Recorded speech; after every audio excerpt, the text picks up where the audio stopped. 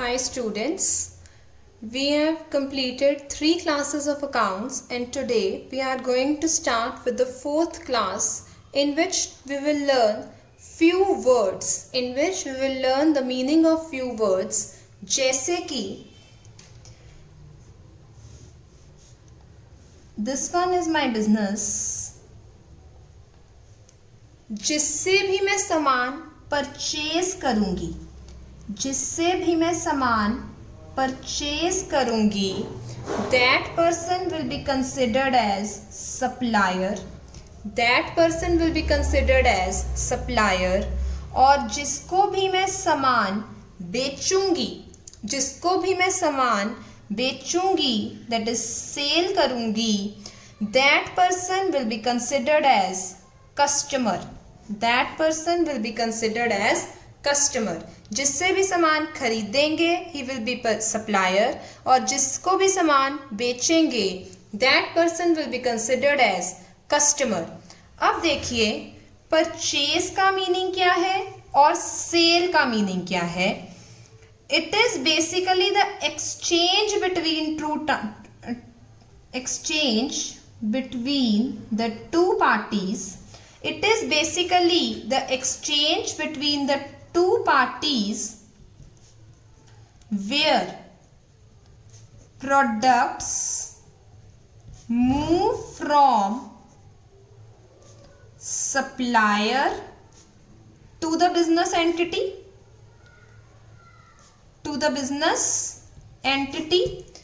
It is basically the exchange between the two parties where products move from supplier to the business entity. And what is sale?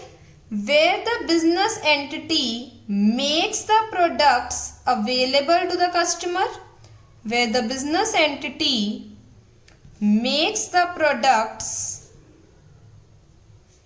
Available to the customer, that is called sale.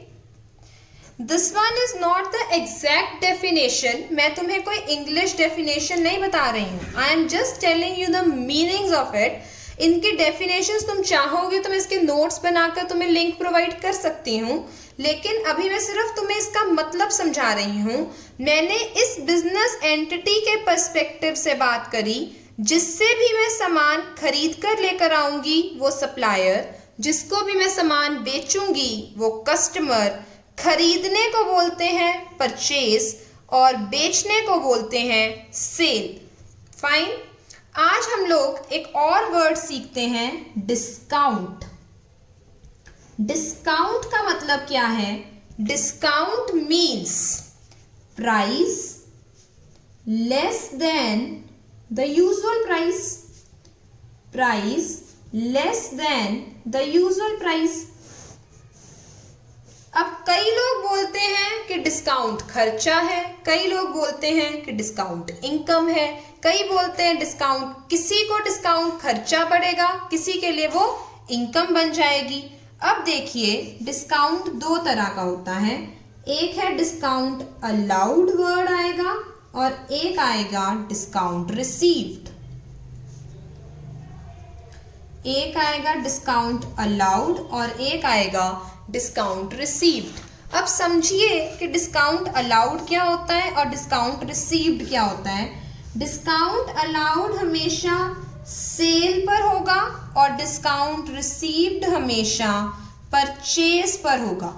हमेशा ये जब आप consider करेंगे खुद को आप एक business entity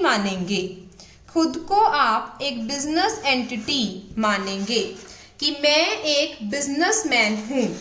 discount allowed मतलब मैंने सेल करते वक्त 100 रुपए का प्रोडक्ट 90 रुपए में दे दिया. अगर मैंने 100 का प्रोडक्ट 90 में दे दिया, इसका मतलब मैंने कस्टमर को प्रोडक्ट सस्ता दे दिया. हमेशा अपने पॉइंट ऑफ व्यू से देखना है. मैंने कस्टमर को प्रोडक्ट सस्ता दे दिया, तो ये मेरा फायदा हुआ या नुकसान हुआ? मेरा नुकसान हुआ.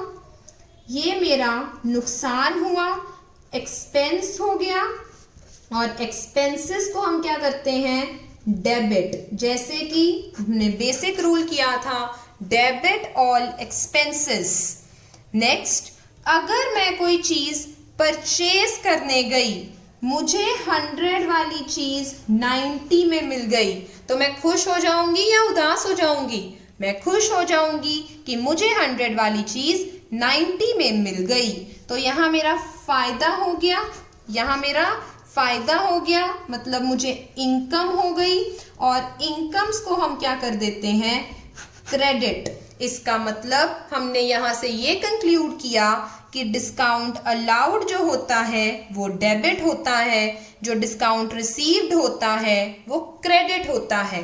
डिस्काउंट अलाउड हमेशा सेल पर होता है, रिसीव्ड हमेशा परचेज पर होता है। हमें डिस्काउंट कब मिलेगा, जब मैं कोई चीज खरीदने जाऊंगी। मैं डिस्काउंट किसी को कब दूंगी, जब मैं कोई चीज सेल करूंगी। जनरली मैंने तुमको एक रूल सिखाया था, debit all expenses, credit all incomes. आज मैं इसमें एक छोटी सी एडिशन करने जा रही हूं। आज के बाद आप ये नहीं कहेंगे डेबिट ऑल एक्सपेंसेस, आप कहेंगे debit all expenses and losses, credit all incomes and gains. ये हमारा पूरा रूल है। जितने भी लॉसेस होते हैं वो डेबिट होंगे, जितने भी गेन्स होते हैं वो क्रेडिट हो जाएंगे। आइए एक और चीज सीखते हैं आज। एक होती है इकोनॉमिक ट्रांजैक्शंस और एक होती हैं नॉन इकोनॉमिक ट्रांजैक्शंस। एक होती हैं इकोनॉमिक ट्रांजैक्शंस और एक होती हैं non economic transactions. Economic transactions means in which money is involved, in which money is involved. Non-economic transactions means no monetary transactions or no money is involved. No monetary transactions are involved, but they do affect the business. ये मेरे business को effect तो करेंगे, लेकिन ये books of accounts में record नहीं की जाती हैं। अब देखिए, हम लोग सिर्फ और सिर्फ इकोनॉमिक ट्रांजैक्शंस को रिकॉर्ड करते हैं, इन ट्रांजैक्शंस को रिकॉर्ड नहीं करते हैं। मैं एग्जाम्पल देती हूँ, कौन सी ट्रांजैक्शंस इकोनॉमिक होती हैं और कौन सी नॉन इकोनॉमिक होती हैं। जैसे कि अगर कोई बिजनेस में सेल ऑफ गुड्स हो गई, अगर गुड्स की सेल होती है तो आप एंट्री क्या डालते हैं, इन क्या हुआ, आउट क्या हुआ। सेल ऑफ गुड्स पर कैश बेसिस मान रही हूं मैं, तो आया क्या, कैश, और क्या चले गए, गुड्स। मैंने इसकी एंट्री क्या लिखवाई थी, कैश अकाउंट डेबिट। बहुत लोग आउट गुड्स कर रहे थे, गुड्स को आउट नहीं करना है। जब भी गुड्स आउट होंगे तो वर्ड आएगा टू सेल्स अकाउंट। फाइन।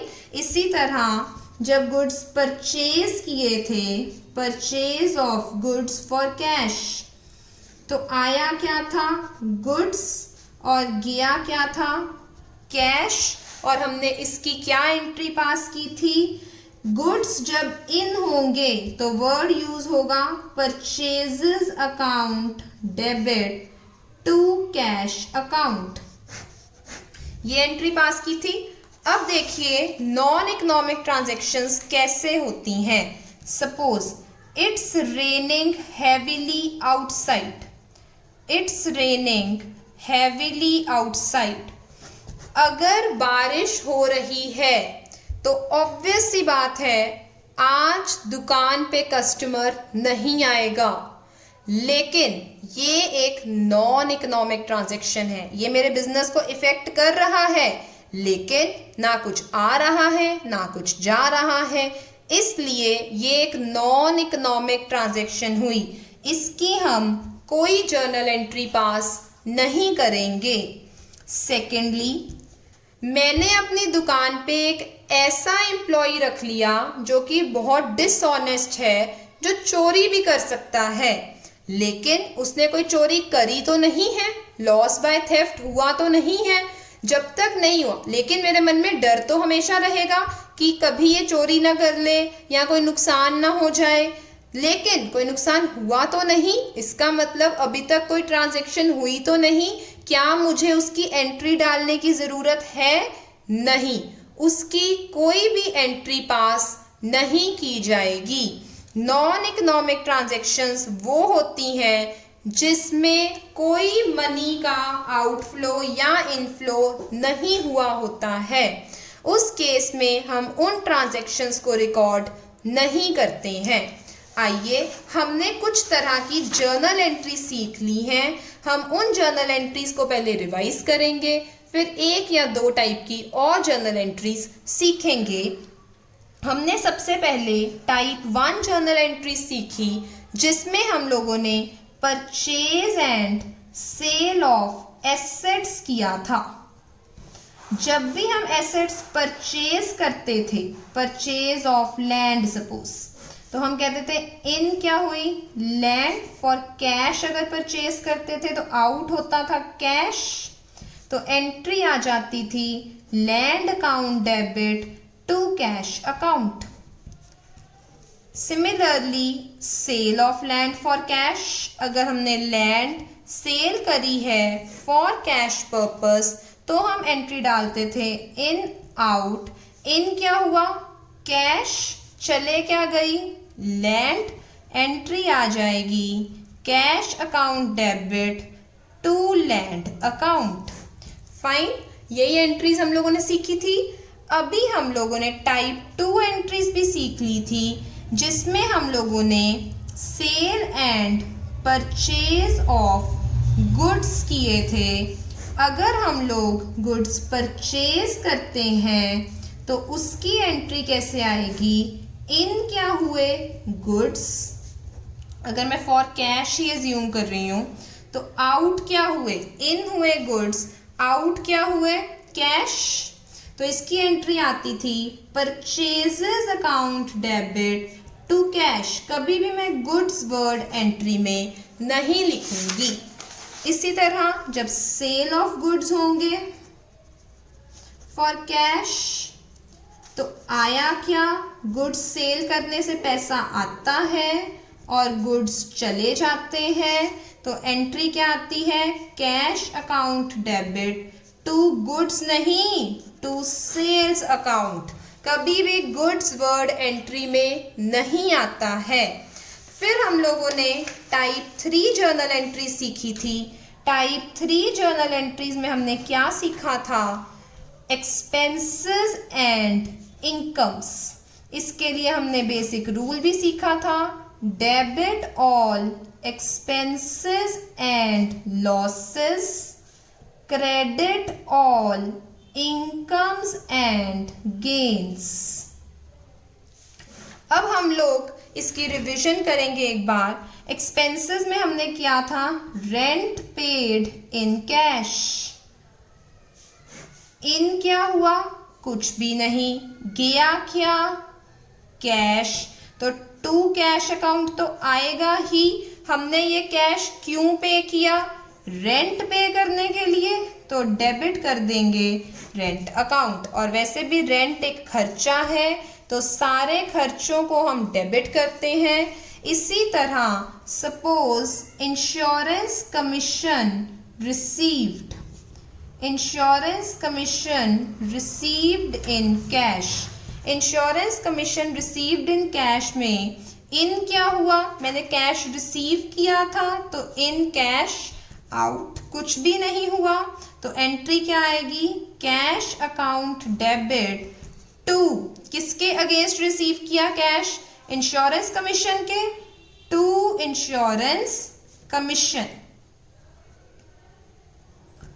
ये हमने टाइप 3 जर्नल एंट्रीज की थी।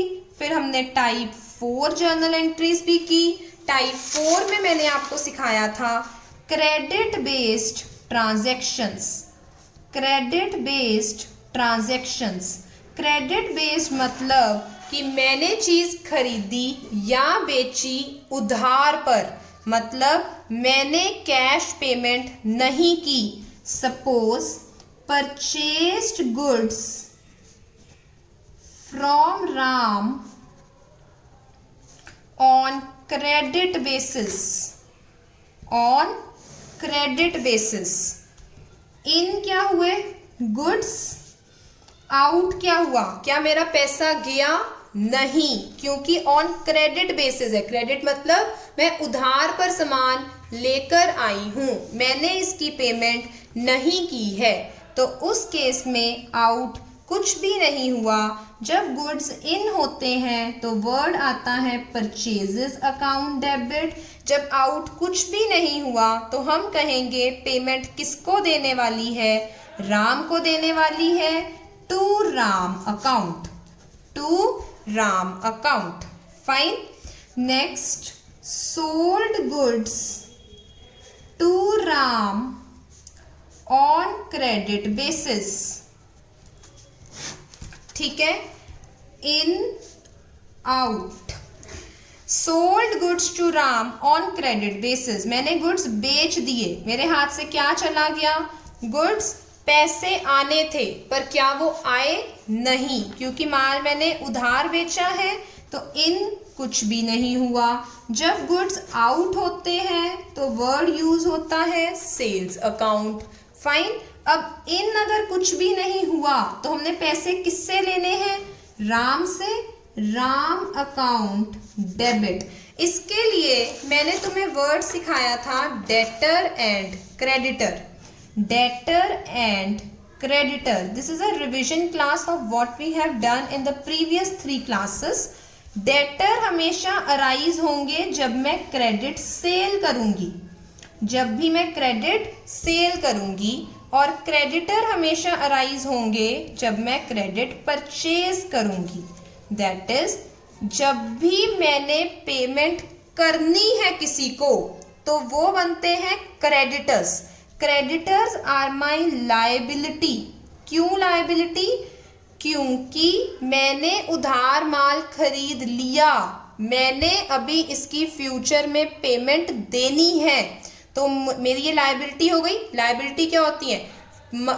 Money is to be paid in future against that, तो ये मेरी लायबिलिटी हो गई। मैंने बताया था क्रेडिटर का बैलेंस क्या होता है? हमेशा क्रेडिट, वहीं से वर्ड आया क्रेडिट से क्रेडिटर। और डेटर का बैलेंस हमेशा डेबिट। मैंने उधार सेल कर दी, मुझे इसके पैसे फ्यूचर में आने हैं। जब किसी चीज के मुझे पैसे आने होते हैं तो वो मेरा क्या बन जाता है? एसेट। वो मेरा क्या बन जाता है? एसेट। सारे एसेट्स का डेबिट बैलेंस होता है, सारी लायबिलिटीज का क्रेडिट बैलेंस होता है। Debit all assets, credit all liabilities. ये बातें हम सारी की सारी पिछली क्लास में सीख चुके हैं। Tomorrow I'll be giving you the class in which we will be learning further type of entries. Thank you. If you like this video, do like, share and subscribe.